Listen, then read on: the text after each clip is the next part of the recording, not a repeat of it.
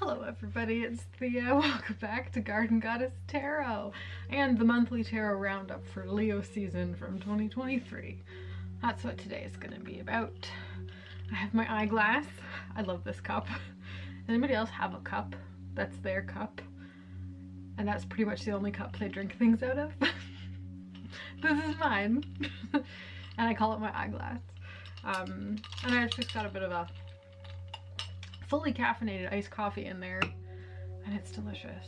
And I've learned how to make iced coffee, and potentially very dangerous skill I've just mastered. But anywho, it's keeping me alive right now.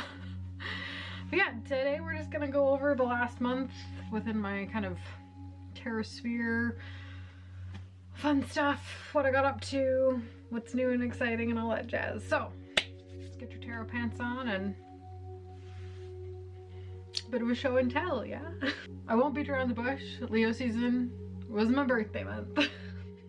So oddly enough, it wasn't as indulgent as I wanted it to be. I actually kind of held back, which was great. It's yeah, it felt right to kind of do that. So the birthday was very low-key, very non-indulgent, very non-lavish, but enjoyable nonetheless. It was a slower pace, it was a calmer pace. It was pretty awesome. I did get up to some fun though. But I guess like the first thing I did like around that time, there was a music festival in town that I read at last year. They wanted me to come again this year, so I did, and it was a blast. Music festival in the park. It was very like cover bands, if you can picture the crowd and the age group. You know, it was a great time. I loved it. It was amazing. It was very fun, family friendly type of music festival, as opposed to like a you know, one of those ones, you know. But it was great, and I ended up doing 30 readings in the park that day. Whew, that's a lot. I think I tap out around there if I'm doing like readings. It drained me right out. It also rained on me, which is the funny part. I brought with me the deck I chose. I brought a whole bunch of decks with me actually, but the only one I actually used was the 1909. And when I got there, the skies opened up and it like rained down bloody murder on me for like 20 minutes, and I'm like, oh no. And of course I didn't bring an umbrella. I just like being out in the open amongst the people, you know. And there is benefit to that actually, because I feel like when you're in like a tent in a closed space that you kind of have to weave your way through, it's a little less approachable than just like some chick at a table in the middle of the park. So I was constantly busy. I had a lineup the whole time. I was reading tarot for like 6 hours straight, and maybe it might have been 7, and it was amazing. I was a bit soggy, and the reason I say this is I'm glad that this was the only one I used, because in conditions like this, the repeated shuffling, the damp, moist atmosphere, the oil, the ash, the charcoal, there's the grime, the grit. I'm glad this was the deck that took the brunt of it. I don't know if you could tell, it's dried out now, but it was super warped when I brought it home. It's warped this way, it's warped this way.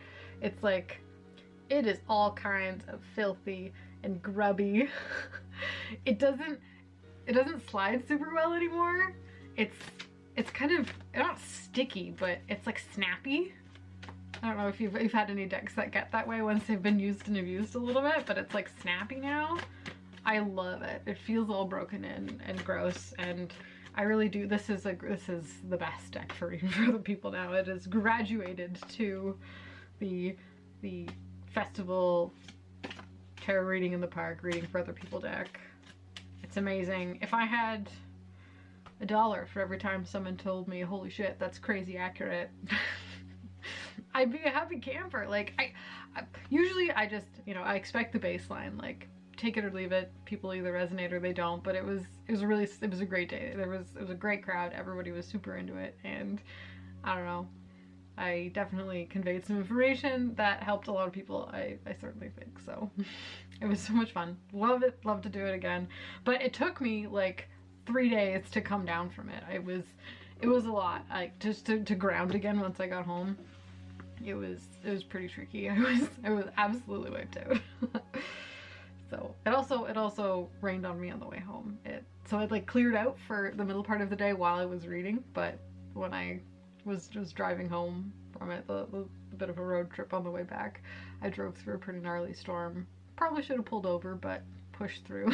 But yeah, so that was a fun time. That was actually the day before my birthday. I did that. So on my actual birthday, I was exhausted. Hence another reason for the low-key activities. But yeah, that was a pretty big to do in August. Mandatory garden update also. A little quick run around the garden. This time of year, it finally starts to like chill out and cool down. July is like this time when the weeds are like sweet and they just grow like nobody's business.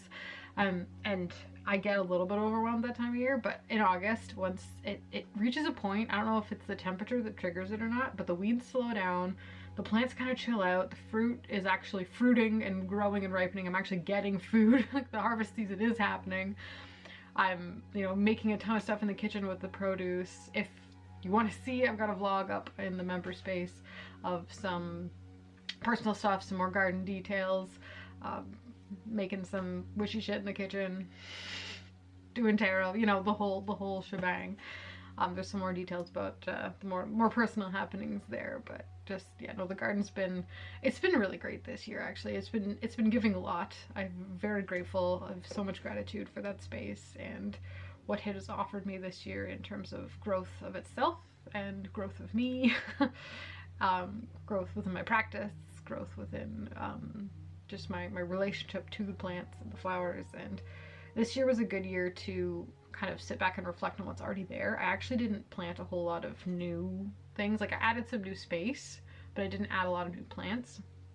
So I was spreading things out. I was like expanding, but without having to invest a lot of energy and money into the actual the plants themselves. So it's been a good metaphor for how I've been kind of going at life lately, just, creating space and then letting that space fill in naturally with what's already there, and let what's already there grow and bloom, and then once they get to a certain size, you can divide and grow more from what you already have. It's like things create and beget more things in perpetuity. So it's wonderful. The bugs have let up. I just love being out there, and yeah, it's really beautiful. I've been edging and creating more new spaces on the other side of the house, even now that the time has cooled off. And then once inside again, I've been tucking into my tarot practice in relation to the garden, and the Fantasy Garden Tarot has been accompanying me a great deal in that aspect. This tarot deck is a beautiful one that just really feels like it belongs in this space, in this setting, in this, this fantasy world amidst the garden. I don't know, it's a good one for me, and it expresses the energies of tarot really well, and I love it for that. I really do. It's beautiful. I love how simplistic the materials were to create it. Its art is so expansive and emotive, and just it takes you into this whole fantasy world, and it was created with just a handful of ballpoint pens. So like, if that's not a metaphor for the creative process, then I don't know what is. Like, there's just this infinite world that you can just dive right into, and it came from a hand with the pen in it, Stunning, amazingly beautiful, gorgeous. Such a mood, such a vibe. So the Fantasy Garden Tarot has been just a delight this month.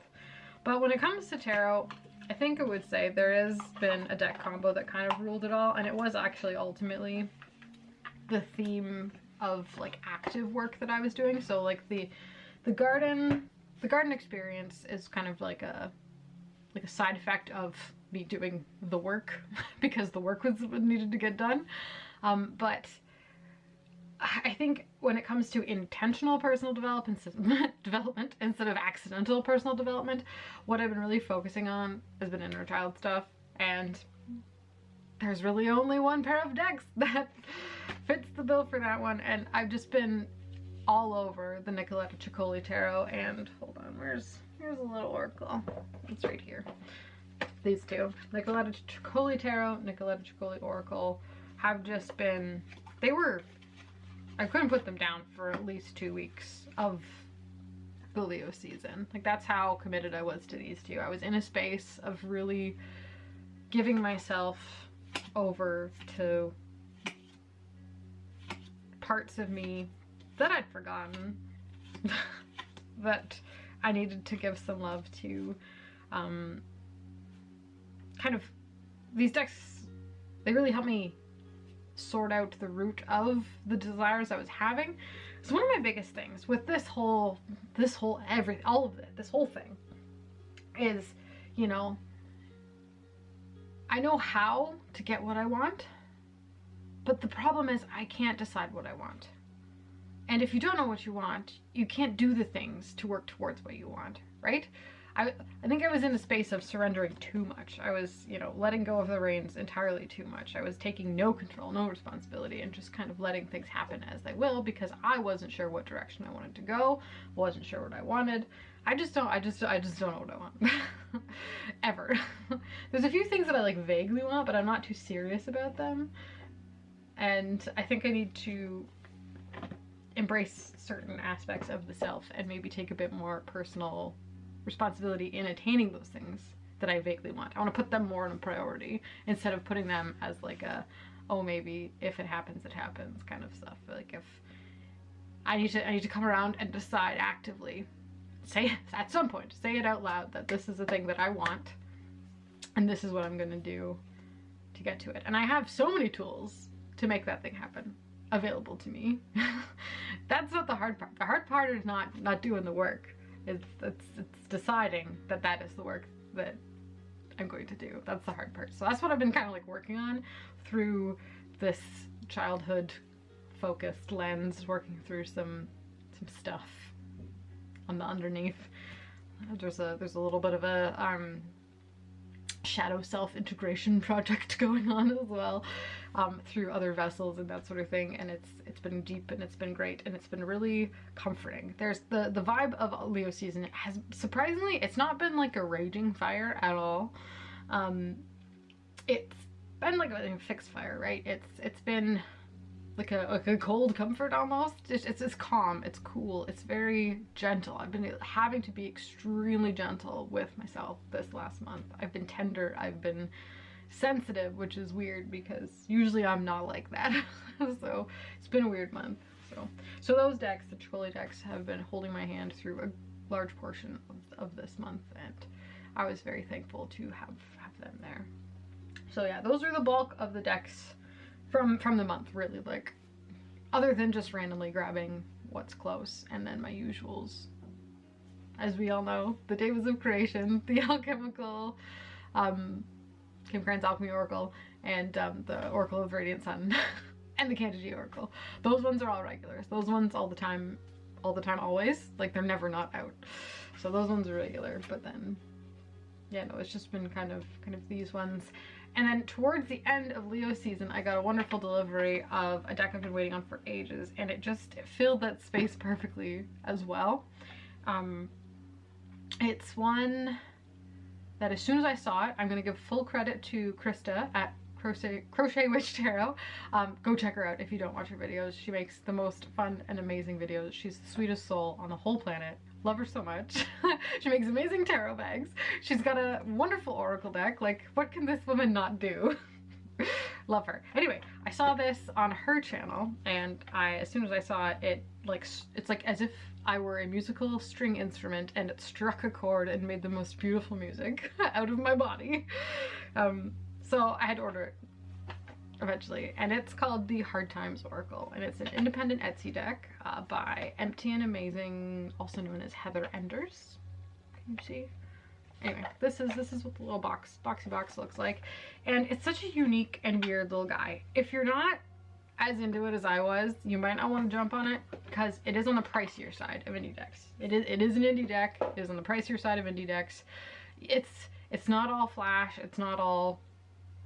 It doesn't fall into the like the aesthetic gravitas that one would expect from an indie deck that is priced at this point. So I'm just gonna say that right off the bat. However, I was perfectly happy to dump the dosh on this deck because it resonated with me so hard, and it is also supporting a creator who chooses to live in a way that I admire. She lives off-grid, she lives in a tiny house, she's away from the world, she moves around a lot, and you can get a vibe of the way she experiences the world through the images in the deck, which we'll get to in just a second. But it's just so cool. And it's called the Hard Times Oracle, and it's kind of made with the intent of kind of carrying you through the rougher times, which, not that Leo season was rough by any means, but it was a time in which I needed held by something, you know, and this deck, it holds you. So it's a little square boy. It's on like finish, it feels like photos. The paper feels like photos, but it's got a little bit more of a satiny as opposed to a glossy texture to it. The backs are very interesting. The backs actually look like the printed backs of a photo. So it says Hard Times Oracle, and then there's like a little serial number, which is probably the date. There's some, yeah, and like a file image number and stuff. It's really cool. Some people may not be super into it, but I just love it. It feels like a stack of photos, right? And then the actual images themselves are simple. They're photos from her travels, from her experience of life, and you can, I don't know, the images feel calm, they feel emotional, they feel spacious, they are of a place, they're transportive, they transport you to the space, and the keywords hold you there gently in order for you to explore this weird landscape of emotions. This is a very watery deck. I would give this deck a 10 buckets of water out of 10. It is a watery deck. But it holds you there. It's just really aligned with the way I experience the world. I've always, in my brain, romanticized this idea of living nomadically, of, you know, up and going. And I'm so privileged and glad to be in a space where I am, where I have a physical place that I can happily live without too much worry. But there's always been that part of me that says if everything goes tits up, my backup plan is on 4 wheels, you know? So it's, I don't know, maybe it's like a weird kind of aspirational energy, but at the same time, it doesn't super romanticize it. It kind of shows the grittiness of it. Like one of the best cards is the process card, and it's literally like a shitty roadside toilet. Like this deck feels so real. It feels like very rooted in the human experience, kind of the way we navigate this weird world, finding the beauty in nature, finding that beauty in nature in ourselves in the process. It's just incredible. I love it so much. And I'm so glad that I found it. It's just so cool. And like, I love the silly font.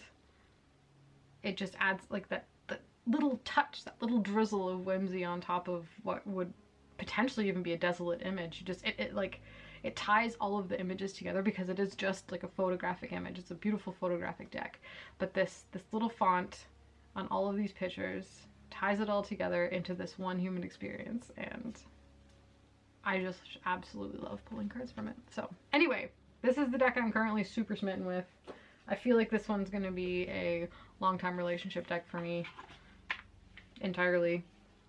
If you want to order a copy, just be forewarned that it may take like a month to get to you, depending on how often she has access to internet and power to communicate, as well as, you know, print out the info to get it shipped out and stuff. So like, don't be in a rush. It's an indie deck experience, so just be prepared. But she's been a delight to work with and like to communicate with to get it. Like, I obviously bought it myself, but yeah, I'm just really into it, and I feel like it has a perfect home here. And if everything does, knock on wood, not, but if it does go tits up, that deck's coming with me.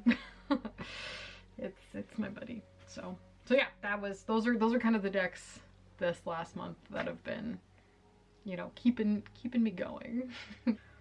I've kind of also had, it's been a while since this urge hath come over me, but the desire to kind of expand the frame of knowledge I've got kind of hit me again, and I was ready. I had the emotional, mental, temporal space to pick up something else, and I've been diving into runes on my own, getting to know them a bit better, because I really don't know runes that well. That's one of the divination tools that I knew literally little about. I think I knew Rado and what it meant, and Hagalaz, and I think that's it. Oh, and ice. Everybody knows ice. But the rest of them were a mystery to me. So I've been taking some time. I've been sitting down. I've been making a list and checking it twice. So yeah, I've just been my own little rune study, making my own personal associations, making it. And this is probably something I'll never do on the channel. I'll never share on the channel. This will be just like an entirely personal divination system, and I will take my associations and it'll like build on what I already know, right? So any of these with like a solar association is going to have all my sun stuff on it, right? All of my like elemental associations through tarot are going to come through and that sort of thing. There isn't necessarily numbers, so there really isn't numerology, which is nice because it kind of takes that layer of distraction off of them. But again, I'm in the learning phases still with runes. And then here's my little bag of runes, which I keep in this cute little pouch, and they are actually, they're labradorite ones. So very mystical, very magical little fellers. And I just love how they feel. They're a beautiful tactile experience, like, as well. And I don't know, labradorite in general is a stone that I feel translates well to a divinatory perspective. So anyway, they're great. I do have grand plans of making my own runes though. They're one of the easiest divination things you can make yourself, and obviously I'm gonna, if I can, try and make it. So burdock root runes are high on the list, as well as just if I can find bone runes, obviously. I'll make those, and or type of wood that maybe walnut would be my first choice for a wooden set. But for now, these are great. And I have a rule for myself: until I learn the system, I'm not allowed more than one of that thing. So I'll use this set until I've got a firm grasp on it, and then I can branch out. And like same with like Lenormand as well. I'm like, I've got one Lenormand deck and I'm gonna keep it that way until I learn it better. Because it's easy to collect stuff and then not have any idea about what you're doing, and then you're like, great, I have all of these things I can't use. So my personal rule for me is until I know what I'm doing, only allowed one of the thing. So yeah, that's been fun. So I've got a book on the runes. I've got a few YouTube videos I queued up of people explaining them, as well as just making my own personal associations and notes, and just kind of feeling them out and kind of experiencing them through their lens, right? Because they are, it's a Nordic system. It's a Norse mythological origin info from Odin, you know. So yeah, I'm keeping them and my experience with them in like that secret, sacred kind of realm, and I think it'll be great. Yeah, so I feel like it aligns nicely with going into fall too. I don't know, fall is a good time of year for runes. But anywho, yeah, I guess that's the extent of the like super excitement. The last month's been like, it's been busy. I've been doing lots of little things like garden, journaling, tarot, reading. Oh, I went and I got a tattoo. I was in town for my sister's birthday, whose is the week after mine. We were going to see a show, and the week before we were downtown in Toronto, and she got a tattoo, and then the show got canceled, so we're like, ah, great. So we had to go back a few weekends later, and then we went and saw the show, and then I got a tattoo. So I have another lovely little patch of ink on my body with a wealth of personal associations, and yeah, I'm still getting used to it. Like, whenever you get a tattoo, it's always very like, I don't know, it takes time of adjustment. Like, obviously I love it. I know the meaning and intent that went into the design and the creation of it, and just the whole experience of it, but it's still like, I've still gotta like totally suss out my relationship to it as being me now. So anyway, it's cool. I love it. It's a snake. We love a snake motif. but yeah, recognizing the impermanence of everything in the world anyway, and stuff and things, and yeah, no, it's good. Feels very, very phoenixy actually. But anywho, onwards and upwards towards Virgo season. Lots of fun. We're well into it right now. We just had that big old super blue moon actually. If any of you had any weird dreams, well, let me know. I certainly did. Survived though, and then of course Mercury is in retrograde also, so I will be for a little while. So my work with Hermes, I usually take a little bit of a breather during retrogrades. He's on vacation, you know. But yeah, no, just stuff and things and this and that and the other. So I guess that's the extent of it. I've been journaling a lot more, just like no pressure, not making it pretty, not making it fancy, just writing black words on white page repeatedly type of journaling, which I think still ultimately feels like the kind that I have always done and will always do, right? Black pen, always and forever. Whoever writes with blue pen, I don't know what's wrong with you. Oh my gosh. It's the worst color for writing. Anyway, black is superior always. Why wouldn't you want to use black? But anyway, yeah, I've been journaling a lot, just like freeform writing. Like, I don't know, something about the act of writing down a thought and an idea, it changes the way through which you see it, and it's good. It's great. It's really nice. So I've been doing a lot of that. It kind of, the brain soup that goes on, like the constant, like there's so many words all at once when you have an idea, and then when you write it down, it's like you've got to edit those thoughts into something that makes sense in like words, and writing it out actually, it really helps. It's a great way to, you know, like bring the internal experience out again, which is what we're all about around here. So anywho, yes, journaling for the win. Anyway, I'm probably going to just leave it at that this month. I'm not going to go into a great amount of detail. If you're curious at all about the extra content, the, you know, personal practice stuff, please have a look at the channel memberships. I got a ton of readings up there also, like readings for days. Personal videos. We're doing a Hellenic Oracle masterclass once a month also. So we're diving deep into working with the Hellenic Oracle. The first video is up right now. It's just kind of like the primer, kind of like the setting the tone for the whole experience, you know, how to interact with the deck and the structure of the deck as a rule. And then we're going to get into specifically working with, you know, the deities specifically, how to, you know, put them chronologically, Titans, Proto-Genii, Olympians, locations and places. Like we're just gonna unpack everything over the course of the next few months, so that'll be fun, and that's the plan there. So if you're curious, have a look at the channel memberships. There'll be a link in the description bar below. The Discord is so much fun this month in September. We're doing a little group share of just our daily draws, all among all of the other fun stuff we share and talk about. It's a ride. I'm having so much fun, and just you guys are already in there. You're making it amazing and so much fun. So I'm having a great time. I hope you are too.